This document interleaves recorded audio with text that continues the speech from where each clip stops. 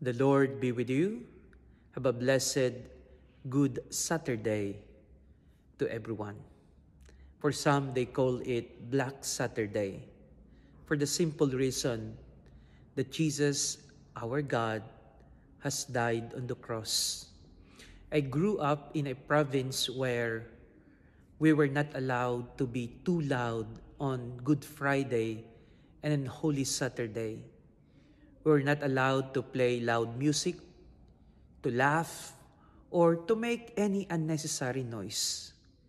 Everything must be in silence. Well, fair enough, because we join the whole Christendom in mourning the death of Jesus, our Savior.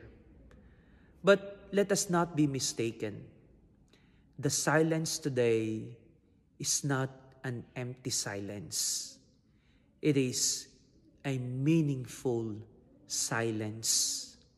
It is a silence that will bring us into the deep contemplation and face ourselves and our God, that what we have done to our Lord, because of our sins, we have to pay.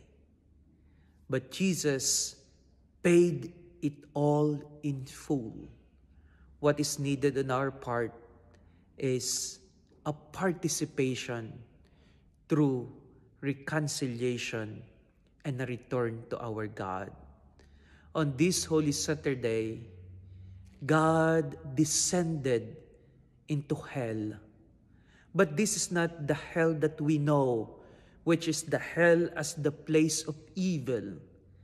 Jesus Christ went down into the place of the dead so that the souls who died before him will also be given the chance, the resurrection, the salvation, the fruit of his death on a cross.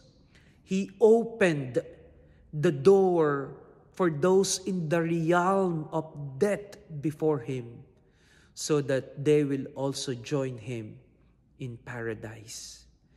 My dear sisters and brothers, let us celebrate this Holy Saturday in silence and with a hope in our heart to rejoice and once more utter the words, "Glory to God in the highest." And tonight, I hope you will participate in the vigil on the resurrection of our Lord. We shall be blessing new water and new fire, a celebration of new life given to us by the Lord. Because Jesus was not able to contained by death, he will definitely triumph and shall resurrect. And that is a promise. That is our God that we should follow. A God who will give us new life. Have a holy Saturday, everyone.